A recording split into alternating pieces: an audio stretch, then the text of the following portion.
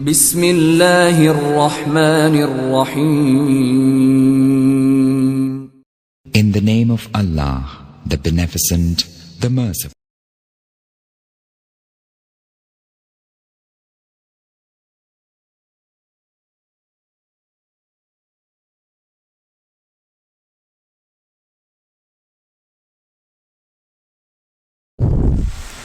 نحمده ونستعينه ونستغفره ونؤمن به ونتوكل عليه ونعوذ بالله من شرور أنفسنا ومن سيئات أعمالنا من يهده الله فلا مضل له ومن يضلله فلا هادي له وأشهد أن لا إله إلا الله وحده لا شريك له وأشهد أن محمدا عبده ورسوله.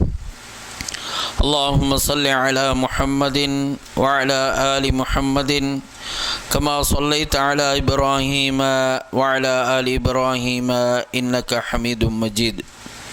اللهم بارك على محمد وعلى آل محمد كما باركت على إبراهيم وعلى آل إبراهيم إنك حميد مجيد. يا أيها الناس اتقوا ربكم الذي خلقكم من نفس واحدة وخلق منها زوجها وبث منهما رجالا كثيرا ونساء واتقوا الله الذي تساءلون به والأرحام إن الله كان عليكم رقيبا.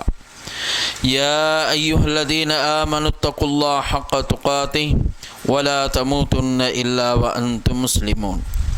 يا أيها الذين آمنوا اتقوا الله وقولوا قولا سديدا يصلح لكم أعمالكم ويغفر لكم ذنوبكم ومن يطع الله ورسوله فقد فاز فوزا عظيما. فإن أصدق الحديث كتاب الله وخير الهدي هدي محمد صلى الله عليه وسلم وشر الأمور محدثاتها وكل محدثة بدعة وكل بدعة ضلالة وكل ضلالة في النار. أما بعد. எல்லா புகழும் இவ்வுலகை படைத்து பராமரிக்கக்கூடிய ஏகநாயன் அல்லாஹ் ஒருவனுக்கே சொந்தம். அல்ஹம்துலில்லாஹ். அவன் தனித்தவன், இணை துணையற்றவன், அவனுக்கு ஒப்பாக ஒன்றுமில்லை, ஒருவருமில்லை என்று நான் சாட்சியம் பெறுகிறேன். சலாமன்னும் கருணையும் ஈடேற்றமும் சத்திய தூதர் முஹம்மது முஸ்தபா ஸல்லல்லாஹு அலைஹி வஸல்லம் அன்னவர்கள் மீதும் அன்னவர்களது தோழர்கள் மீதும் அன்னவர்களை துயர்ந்தவர்கள், தொடர்ந்தவர்கள், தொடர்கின்றவர்கள், முஃமின்கள், முஸ்லிம்கள் நம் அனைவர் மீதும் என்றென்றும் உண்டாவதாக என பிரார்த்தித்ததன் பின் அல்லாஹு தஆலாவினால் கடமையாக்கப்பட்ட ஜும்ஆவுடைய கடமையை நிறைவேற்றுவான் வேண்டி அவனது இறை இல்லத்திலே ஒன்று குழுமி இருக்கும் அல்லாஹ்வின் நல்லடியார்களே, அன்பிற்குரிய சகோதரர்களே, அல்லாஹு சுப்ஹானஹு வ தஆலா எவைகளை எல்லாம் எமக்கு எடுத்து நடக்கும்படி அமுல் செய்யும்படி பணித்திருக்கிறானோ, கட்டளையிட்டிருக்கிறானோ அவைகளை முடியுமான அளவு செயல்படுத்துமாறும் அமுல் செய்யுமாறும் எவைகளையெல்லாம் விட்டு விலகி வாழும்படி தடுத்திருக்கிறானோ, விலக்கியிருக்கிறானோ அவைகளை முற்றுமுழுதாக விட்டு விலகி வாழும்படி முதற்கண் அடியேனுக்கும் அப்பால் உங்களுக்கும் வசியத்தனும் நற்கட்டளை பிறப்பிக்கின்றேன், நல்லுபதேசம் செய்கின்றேன். அன்பிற்குரிய சகோதரர்களே, இன்றைய ஹுத்பாவிலே நபியுல்லாஹி ஸல்லல்லாஹு அலைஹி வஸல்லம் அன்னவர்கள் செய்த அந்த ஹஜ்ஜத்துல் வதாவுடைய அந்த இறுதி பேருரையில் ஒரு சில செய்திகளை உங்களுக்கு ஞாபகப்படுத்தலாம் என ஆசைப்படுகிறேன். அன்பிற்குரிய சகோதரர்களே, நபியுல்லாஹி ஸல்லல்லாஹு அலைஹி வஸல்லம் அவர்கள் ஹிஜ்ரி 10ஆம் ஆண்டு அந்த ஹஜ்ஜத்துல் வதாவில் இருந்து அங்கே ஹுத்பா அரஃபாவுடைய மைதானத்திலே செய்த அந்த பேருரைக்குத்தான் ஹஜ்ஜத்துல் வதா என்று சொல்லுகின்றோம். அந்த பேருரையிலே மிகவும் முக்கியமான, சமூகத்திற்கு தேவையான பல செய்திகளை ரசூலுல்லாஹி ஸல்லல்லாஹு அலைஹி வஸல்லம் அவர்கள் உரை நிகழ்த்தினார்கள். அந்த முக்கியமான செய்திகளிலே மிக முக்கியமான ஒன்று தான் ரசூலுல்லாஹி ஸல்லல்லாஹு அலைஹி வஸல்லம் அவர்கள் சொன்னார்கள், فَإِنَّ دِمَاءَكُمْ وَأَمْوَالَكُمْ وَأَعْرَاضَكُمْ عَلَيْكُمْ حَرَامٌ.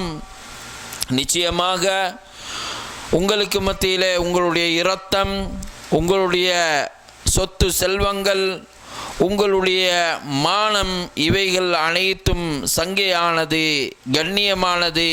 பிறருடைய மானத்தை போக்கக்கூடாது, பிறருடைய இரத்தத்தை ஓட்டக்கூடாது, பிறருடைய சொத்து செல்வங்களை அபகரிக்கக்கூடாது என்று ஸல்லல்லாஹு அலைஹி வஸல்லம் அவர்கள் சொல்லிவிட்டு இவைகளுடைய முக்கியத்துவத்தை, இதனுடைய சங்கையை பற்றி சொல்லும் பொழுது சொன்னார்கள், கஹுர்மதி யௌமிக்கும் ஹாதா, இந்த நாளுடைய சங்கையை போன்று கண்ணியத்தை போன்றது தான் இவைகளின் கண்ணியம்.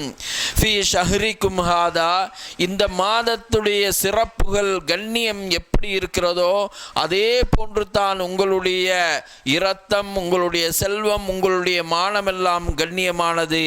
இந்த பலது, இந்த ஊர், இந்த நகரம் எவ்வளவு சிறப்பானதோ அதே போன்று தான் சிறப்பானது. பிறருடைய இரத்தம் சிறப்பானது, பிறருடைய செல்வம் சிறப்பானது, பிறருடைய மானம் கண்ணியமானது என்று ஸல்லல்லாஹு அலைஹி வஸல்லம் அவர்கள் சொல்லிவிட்டு சொன்னார்கள், அலா ஹல் பல்லக்து, நான் உங்களுக்கு நான் சொல்லிவிட்டேனா என்று, நான் என்னுடைய இந்த ரிசாலத்தை உங்களுக்கு எத்தி வைத்து விட்டேனா என்று நபி ஸல்லல்லாஹு அலைஹி வஸல்லம் அவர்கள் சஹாபாக்களை நோக்கி கேட்டார்கள். சஹாபாக்கள் அவைகளை அங்கீகரித்தார்கள்.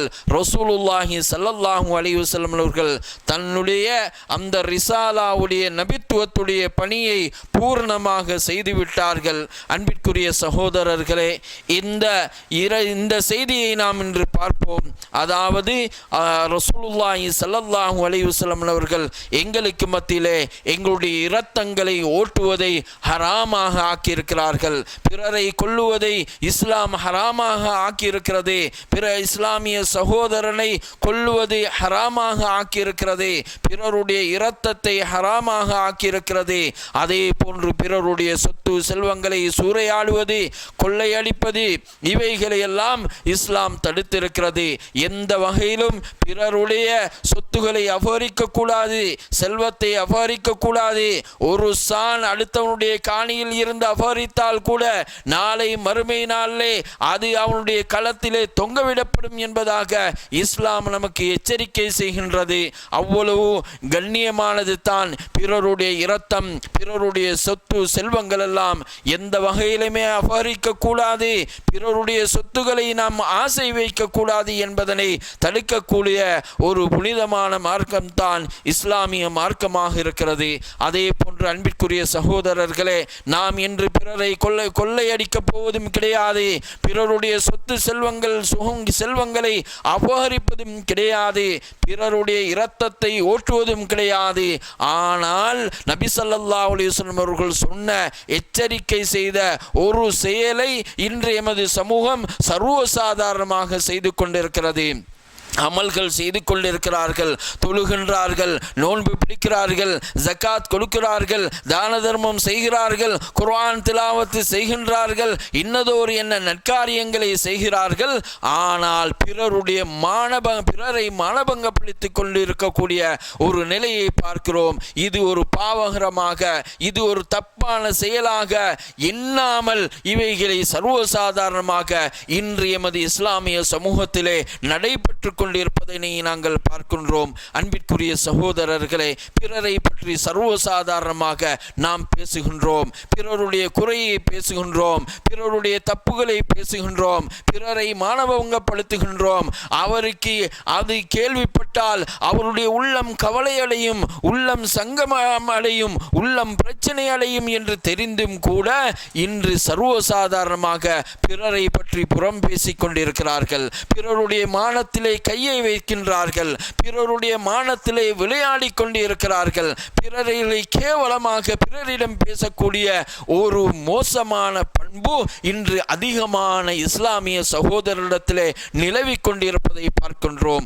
நாம் சில வேளை சொல்லக்கூடிய ஒருவரை பற்றி ஒரு குறையை சொல்லக்கூடியவர்களாக இருப்போம். நாம் அதை எப்படி சமாளிக்கின்றோம் என்று சொன்னால், நாம் இல்லாததையா சொல்கின்றோம், அவரிடத்திலே இருக்கக்கூடியதை தானே சொல்லுகின்றோம், அவரிடத்திலே இருக்கக்கூடிய குறையை தானே சொல்லுகிறோம் என்று நாம் அதை சமாளித்துக் கொள்கின்றோம். அன்பிற்குரிய சகோதரர்களே, ஆயிஷா ரலியல்லாஹு தஆலா அன்ஹா அவர்கள் ஒரு விஷயத்தை சொல்கிறார்கள்.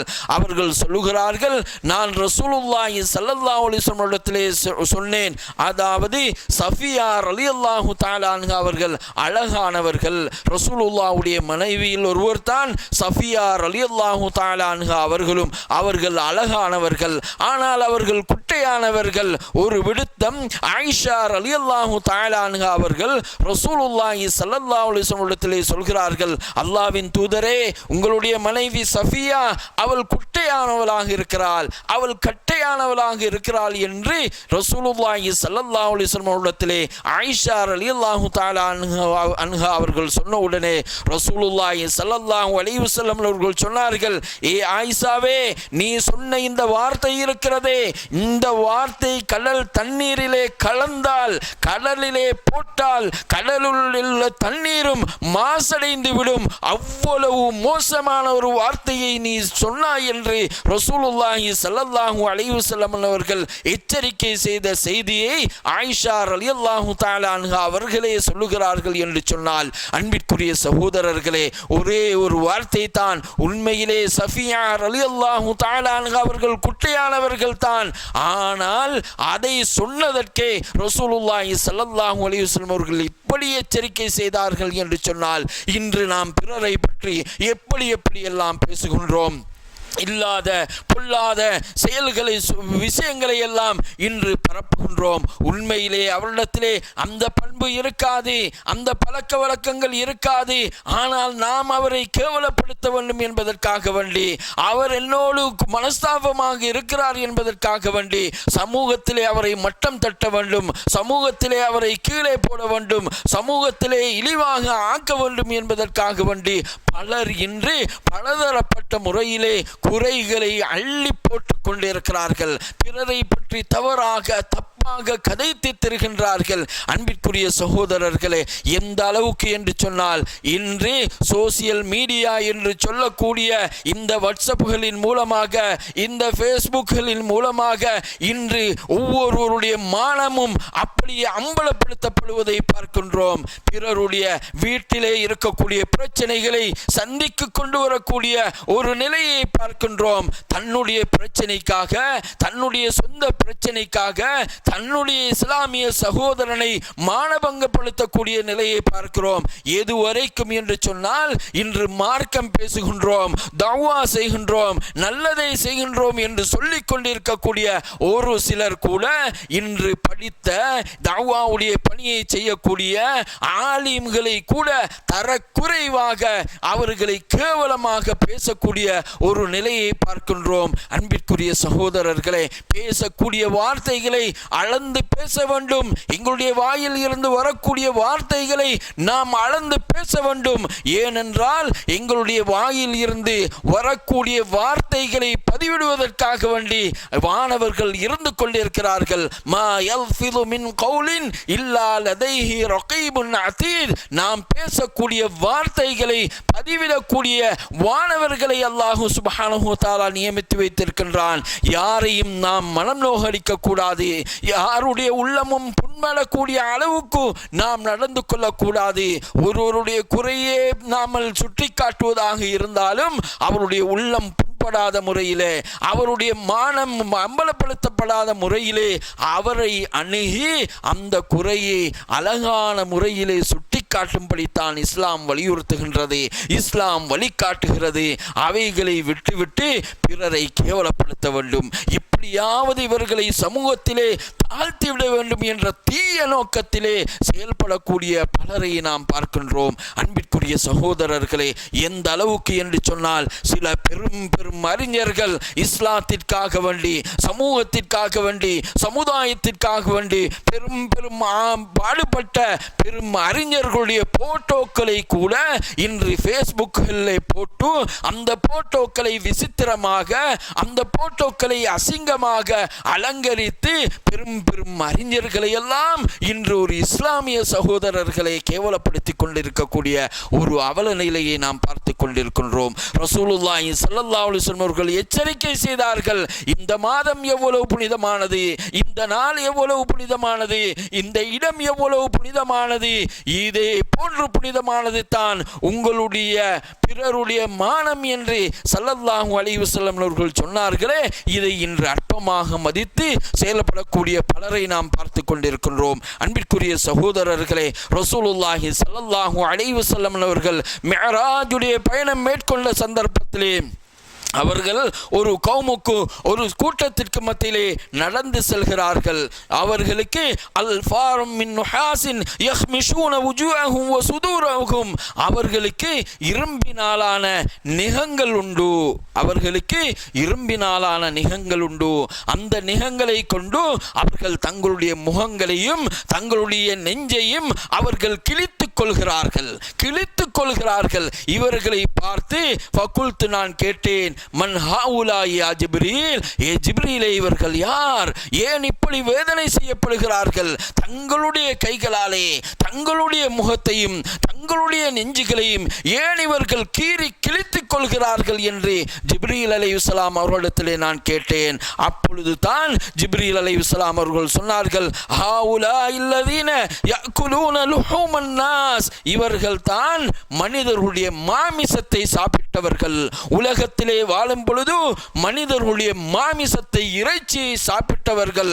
வயகஊன ஃபீ ஆராலிஹிம், மக்களுடைய மனிதர்களுடைய மானத்திலே விளையாடினவர்கள், பிறர்களை கேவலப்படுத்தினவர்கள், பிறர்களை இழிவாக கருதினவர்கள், பிறருடைய குற்றம் குறைகளை துருவி ஆராய்ந்து பின்னால் திரிந்தவர்கள் என்று ரசூலுல்லாஹி ஸல்லல்லாஹு அலைஹி வஸல்லம் அவர்களிடத்திலே ஜிப்ரீல் அலைஹிஸ்ஸலாம் அவர்கள் விளக்கம் சொன்னார்கள். அன்பிற்குரிய சகோதரர்களே, எவ்வளவு பயங்கரமான ஒரு தண்டனை, இவ்வளவு பயங்கரமான ஒரு தண்டனை.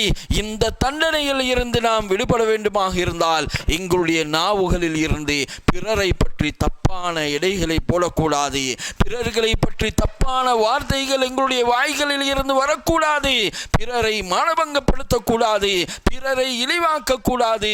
நாம் என்ன கண்ணியத்தை கௌரவத்தை விரும்புகிறோமோ அதே போன்று தான் அடுத்த சகோதரனும் கண்ணியத்தோடு கௌரவத்தோடு சுயமரியாதையோடு வாழ வேண்டும் என்று விரும்புகிறான். நான் விரும்புவது, நான் அடுத்த சகோதரனுக்கும் விரும்பாத வரையிலும் உண்மையான மூமின் கிடையாது என்று அருமை தூதர் ரசூலுல்லாஹி ஸல்லல்லாஹு அலைஹி வஸல்லம் அவர்கள் சொன்னார்கள். அல்லாஹ்வுடைய திருமறையிலே சொல்லி காட்டுகின்றானே, யா அய்யுஹல்லதீன ஆமனூ, ஈமான் கொண்ட விசுவாசிகளே, இஜ்தனிபு கஸீரம் மினல்-லன், அதிகமான தவறான எண்ணங்களை நீங்கள் தவிர்த்து கொள்ளுங்கள், பிறரை பற்றி தப்பாக இடை போடாதீர்கள். ஒருவன் ஒன்றை செய்யும் பொழுது அதை தப்பாக நீங்கள் கருதாதீர்கள். அதிலே நல்லது இருக்கலாம், நாம் தப்பாக எண்ணுவோம், ஆனால் அதிலே நல்லது இருக்கும். எனவே அதிகமான எண்ணங்கள் தப்புக்குரியவைகள், தவறிக்குரியவைகள், அந்த எண்ணங்களை நீங்கள் தவிர்த்து கொள்ளுங்கள். ஏனென்றால் சில எண்ணங்கள் இருக்கிறதே, அது பாவகரமானதாக இருக்கும். அடுத்தவர்களை பற்றி நாம் தப்பாக எண்ணுவோம், தவறாக எண்ணுவோம், ஆனால் அது தப்பாக இருக்காது என்று சொன்னால் அந்த எண்ணத்தின் மூலமாக எங்களுக்கு பாவம் கிடைக்கும், அந்த எண்ணத்தின் மூலமாக எங்களுக்கு தண்டனை கிடைக்கும். வலா தஜஸ்ஸஸு, அடுத்தவர்களுடைய குறைகளை நீங்கள் துருவி ஆராய வேண்டாம். சிலர் என்ன செய்வார்கள் என்றால் அவர்களுடைய தொழிலே அதுதான். அடுத்தவன் என்ன செய்கிறான், எங்கே போகின்றான், என்ன செய்கிறான், அடுத்தவனுடைய பிரச்சனைகள் என்ன, அடுத்தவனை பற்றியே துருவி ஆராய்ந்து கொண்டிருப்பார்கள். அடுத்ததாக அல்லாஹ் சொல்கிறான், வலா யக்தப் பஅதுகும் பஅதா, உங்களில் சிலரை பற்றி புறம் பேச வேண்டாம். ஒருவர் உங்களிடத்திலே இருக்கவில்லை என்று சொன்னால் அவரை பற்றி நீங்கள் பேச வேண்டாம். இன்றைக்கு என்ன நடக்குது? 3 பேர் இருந்து ஒரு இடத்துல பேசிக்கொண்டிருக்கிறார்கள். அந்த 3 நபர்களில் ஒருவர் அந்த இடத்தை விட்டு சென்றால் மீதமுள்ள 2 பேரும் இப்பொழுது செல்லக்கூடிய மனிதரை பற்றி உடனே புறம் பேசக்கூடிய ஒரு நிலையை பார்க்கிறோம். அந்த அளவு புறம் என்பது சர்வ சாதாரணமாக மாறிவிட்டது. புறம் பேசாவிட்டால் தூக்கம் போகாது. 4 பேர் சேர்ந்தால் அடுத்தவருடைய புறம், அடுத்தவரை பற்றி தப்பாக தவறாக எடை போடுதல். உண்மையிலே அடுத்தவரிடத்திலே ஒரு தவறு இருந்தால் அந்த தவறை அவரை அணுகி அவர்களிடத்திலே முறையாக, கண்ணியமாக, கௌரவமாக சொல்ல வேண்டும். நல்ல நோக்கத்திலே அதை சொல்ல வேண்டும். அவனை கேவலப்படுத்த வேண்டும், அவனை மட்டம் தட்ட வேண்டும், சமூகத்திலே அவனை இழிவாக்க வேண்டும் என்ற தீய எண்ணங்கள் இருந்தால் மிகவும் மோசமானது. அல்லாஹ் கேட்கின்றான், அயுஹிப்பு அஹதுக்கும் அய்யகுல லஹ்ம அஹீஹி மைத்தா, உங்களுடைய இறந்து போன ஒரு சகோதரனுடைய மாமிசத்தை நீங்கள் உண்ண விரும்புவீர்களா? ஃபகரிஹ்துமு, நீங்கள் வெறுத்து விடுவீர்கள். ஒருவனை பற்றி புறம் பேசுவதாக இருந்தால் அது எவ்வளவு பாரதூரமானது என்று சொன்னால், இறந்துவிட்ட ஒரு சகோதரனுடைய மாமிசத்தை உண்ணுவதற்கு சமம் என்று அருமை தூதர் ஸல்லல்லாஹு அலைஹி வஸல்லம் அல்லாஹ் சுப்ஹானஹு வ தஆலா அவனுடைய திருமறையிலே எச்சரிக்கை செய்கின்றான்.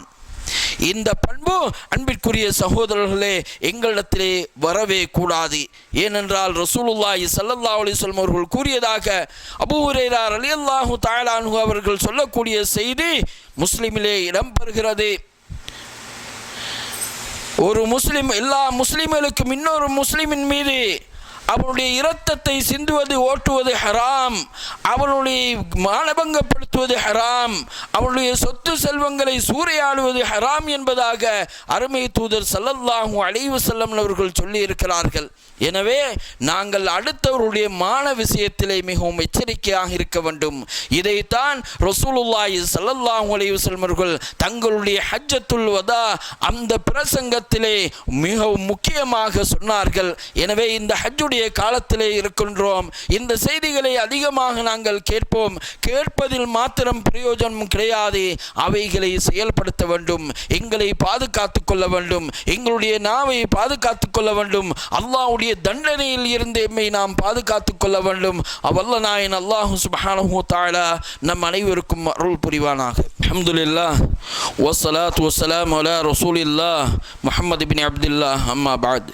அன்பிற்குரிய சகோதரர்களே, ரசூலுல்லாஹி ஸல்லல்லாஹு அலைஹி வஸல்லம் அவர்கள் சொன்னார்கள், மை யல்மன் லி மா பைன லிஹ்யைஹி வ மா பைன ரிஜ்லைஹி அல்மன் லஹுல் ஜன்னா, யார் தன்னுடைய 2 தாடைகளுக்கு மத்தியில் உள்ளதையும் 2 தொலைகளுக்கு மத்தியில் உள்ளதையும் பாதுகாத்துக் கொள்வதற்காக பொறுப்பேற்றுக் கொள்கிறாரோ அல்மன் லஹுல் ஜன்னா, அவருக்கு நான் சுவர்க்கத்தை பொறுப்பேற்றுக் கொள்கிறேன் என்று ஸல்லல்லாஹு அலைஹி வஸல்லம் அவர்கள் சொன்னார்கள். அதாவது யார் தன்னுடைய நாவையும் தன்னுடைய மறுமை உறுப்பையும் பாதுகாத்துக் கொள்வதாக பொறுப்பேற்றுக் கொள்கிறார்களோ அவர்களுக்கு நான் சுவர்க்கம் பொறுப்பேற்கிறேன் என்று ஸல்லல்லாஹு அலைஹி வஸல்லம் அவர்கள் சொன்னார்கள். நாவையும் மர்ம உறுப்பையும் நாங்கள் பாதுகாத்துக் கொள்ள வேண்டும். எங்களுடைய நாவில் இருந்து வரக்கூடிய வார்த்தைகள் மிக இலகுவாக வரும், மிக சாதாரணமாக வரும். அந்த வார்த்தையின் மூலமாக அடுத்தவனுடைய உள்ளத்தை புண்படுத்தக்கூடியதாக இருக்கும், அடுத்தவனுடைய உள்ளத்தை உடைக்கக்கூடியதாக இருக்கும், அடுத்தவனுடைய உள்ளத்திலே கவலையை ஏற்படுத்தக்கூடியதாக இருக்கும். இப்படியான வார்த்தைகளை நாங்கள் பாவிக்கக்கூடாது. சில வேளை நாங்கள் ஒரு பெரிய பொறுப்பிலே பெரிய ஒரு அதிகாரியாக இருப்போம். எங்களுக்கு கீழே வேலை செய்யக்கூடியவர்கள் சாதாரணமான லேபர்களாக இருப்பார்கள், சாதாரணமான வேலையாட்களாக இருப்பார்கள். நாம் பொருட்படுத்தாமல் அவர்களை ஒரு லேபராக, ஒரு வேலைக்காரனாக நினைத்து நாம் எங்களுடைய வாயில் இருந்து பேசக்கூடிய வார்த்தைகளின் மூலமாக அவனுடைய உள்ளம் நொறுங்கலாம், அவனுடைய உள்ளம் கவலை அடையலாம். இந்த கவலைக்கு மறுமையிலே அல்லாஹ்விடத்திலே நாம் பதில் சொல்லியாக வேண்டும். எங்களுடைய நாவின் மூலமாக பிறரை துன்புறுத்தப்படக்கூடாது. எங்களுடைய வார்த்தைகளின் மூலமாக பிறருடைய மனதை உடைத்துவிடக்கூடாது. அன்பிற்குரிய சகோதரர்களே, ரசூலுல்லாஹி ஸல்லல்லாஹு அலைஹி வஸல்லம் அவர்கள் கூறியதாக அபூ ஹுரைரா ரலியல்லாஹு தஆலா அன்ஹு அவர்கள் அறிவிக்கிறார்கள். ரசூல் ஸல்லல்லாஹு அலைஹி வஸல்லம் அவர்கள் கேட்டார்கள், அத்ததரூன மல் முஃப்லிஸ், சஹாபாக்களிடத்திலே கேட்டார்கள், முஃப்லிஸ் என்றால் உங்களுக்கு யார் என்று தெரியுமா? பங்க்ரோத்காரர் என்று சொன்னால் உங்களுக்கு யார் என்று தெரியுமா? காலு, சஹாபாக்கள் சொன்னார்கள், அல் முஃப்லிசு ஃபீனா மல்லா திர்ஹமுன் வலா மதாஉன். முஃப்லிஸ் என்று சொன்னால் யாரிடத்திலே சொத்து சுகம் செல்வம் இல்லையோ அவர்கள் தான், ஃபக்கீர்கள் தான், இவர்கள் தான் முஃப்லிஸ் என்று சஹாபாக்கள் சொன்னார்கள். ரசூல் ஸல்லல்லாஹு அலைஹி வஸல்லம் அவர்கள் சொன்னார்கள், இல்லை, இவர்கள் முஃப்லிஸ் கிடையாது, இவர்கள் பங்க்ரோத்காரர்கள் கிடையாது. இன்னல் முஃப்லிஸ மின் உம்மத்தி, என்னுடைய உம்மத்திலே முஃப்லிஸ்கள் பங்க்ரோத்காரர்கள் யார் என்று சொன்னால், யஅதி யௌமல் கியாமா, கியாமத்துடைய நாளையிலே வருவார்கள், பிஸ்ஸலாத்தி வஸியாமின் வஸகாத்தின், தொழுதவர்களாக, நோன்பு பிடித்தவர்களாக, ஜகாத் கொடுத்தவர்களாக, மிக பெரும் மலையளவுக்கு நன்மையை சேகரித்தவர்களாக வருவார்கள் என்னுடைய உம்மத்தில் இருந்து. வந்து அவர்கள் அங்கே அல்லாஹ் தீர்ப்பளிக்கக்கூடிய இடத்திலே இருப்பார்கள், சுவர்க்கத்திற்கு செல்வதற்கு தயாரானவர்களாக இருப்பார்கள், மிக பெரும் நன்மைகளோடு வந்திருக்கிறார்கள், மழை அளவு நன்மைகளை செய்தவர்களாக வந்திருக்கிறார்கள். அங்கே இவர் முஃப்லிஸாக மாறிவிடுகிறார், பங்க்ரோத்காரராக மாறிவிடுகிறார். எப்படி தெரியுமா? வயஅதி கத் ஷதம ஹாதா வ கதஃப ஹாதா வ அகல மால ஹாதா வ சஃபக தம ஹாதா வ ضرب ஹாதா. அங்கே மக்கள் வருவார்கள், மக்கள் வந்து அங்கே சொல்வார்கள், யா அல்லாஹ், உலகத்திலே வாழும் பொழுது இவர்கள் என் மீது ஏசினார்கள் யா அல்லாஹ், என்னை ஏசினார்கள் யா அல்லாஹ், என்னை அடித்தார்கள் யா அல்லாஹ், என்னுடைய செல்வங்களை சூறையாடினார்கள் யா அல்லாஹ், என்னுடைய இரத்தத்தை போக்கினார்கள் யா அல்லாஹ் என்று ஒவ்வொருவராக வந்து அல்லாஹ்விடத்திலே முறையிடுவார்கள். முறையிடக்கூடிய சந்தர்ப்பத்திலே அல்லாஹ் தீர்ப்பளிக்கக்கூடியவன், அஹ்கமுல் ஹாக்கிமீன், அல்லாஹ் மிகவும் நேர்த்தியாக தீர்ப்பளிக்கக்கூடியவன். மறுமையுடைய நாளையிலே தீர்ப்பளிக்க போகின்றான், தீர்ப்பளிப்பான். உனக்கு இவன் ஏசினானா, இதோ இவனுடைய நன்மையில் இருந்து அவனுக்கு அந்த அளவு பங்கு நன்மையை கொடுப்பான். இன்னொருவன் வந்து சொல்வான், யா அல்லாஹ், இவன் என்னுடைய சொத்தை அபகரித்தான், சொத்தை அபகரித்தானா, இவனுடைய நன்மையில் இருந்து நன்மையை எடுத்து அவனுக்கு பகரமாக அல்லாஹ் கொடுப்பான். இன்னொருவன் சொல்வான், யா அல்லாஹ், உலகத்திலே என்னுடைய இரத்தத்தை போக்கினான் யா அல்லாஹ், அப்படியா, அவனுடைய நன்மையை எடுத்து அப்படியே அல்லாஹு தஆலா கொடுப்பான். இப்படி அவர்களுக்கு கொடுக்க இவனுடைய நன்மைகள் அப்படியே குறைந்துவிடும், நன்மைகள் அப்படியே குறைந்துவிடும், முற்றாக நன்மைகள் முடிந்துவிடும். அப்பொழுதும் வருவார்கள், வந்து அல்லாஹ்விடத்திலே சொல்வார்கள், யா அல்லாஹ், இவர் என்னை ஏசினார், என்னுடைய சொத்தை அபகரித்தார், என்னுடைய இரத்தத்தை ஓட்டினார் என்று சொல்லக்கூடிய சந்தர்ப்பத்திலே அல்லாஹ் எப்படி தீர்ப்பளிப்பான் என்று சொன்னால், யார் வந்து முறைப்பாடு செய்கிறார்களோ அவர்களுடைய தீமைகளை எடுத்து இவருக்கு கொடுப்பார். கொடுத்தவுடனே இறுதியாக இவருக்கு என்ன நடைபெறுகிறது என்று சொன்னால், இவரை பிடித்து அல்லாஹு சுப்ஹானஹு வ தஆலா சும்ம துரிஹ ஃபின்னார், இவர் நரகத்திலே போடப்படுவார், இவர் தான் முஃப்லிஸ், இவர் தான் பங்க்ரோத்காரர் என்பதாக ரசூலுல்லாஹி ஸல்லல்லாஹு அலைஹி வஸல்லம் அவர்கள் சொன்னார்கள். அன்பிற்குரிய சகோதரர்களே, நாம் எவ்வளவு அமல்கள் இபாதத்துகள் செய்தாலும் அடுத்தவர்களுடைய விஷயத்திலே மிக மிக எச்சரிக்கையாக இருக்க வேண்டும். அடுத்தவருடைய மானபங்கப்படுத்துவதிலே எச்சரிக்கையாக இருக்க வேண்டும். அடுத்தவருடைய சொத்து சுகம் செல்வங்களை அபகரிப்பதிலே எச்சரிக்கையாக இருக்க வேண்டும். அடுத்தவருடைய உள்ளங்களை புண்படுத்துவதிலே கவனமாக இருக்க வேண்டும். அடுத்தவர்களை பற்றி தப்பாக எடைப்படுவதிலே கவனமாக இருக்க வேண்டும். ஒரு தடவை ரசூலுல்லாஹி ஸல்லல்லாஹு அலைஹி வஸல்லம் அவர்களும் சஹாபாக்களும் மஜ்லிஸிலே, பள்ளியிலே அமர்ந்து கொண்டு இருக்கிறார்கள். இப்பொழுது ரசூலுல்லாஹி ஸல்லல்லாஹு அலைஹி வஸல்லம் அவர்கள் சொல்லுகிறார்கள், இப்பொழுது உங்களுக்கு மத்தியிலே ஒரு மனிதர் வருவார், அந்த மனிதர் சுவர்க்கத்திற்குரிய மனிதர், சுவர்க்கம் செல்லக்கூடிய ஒரு மனிதர் வருவார்.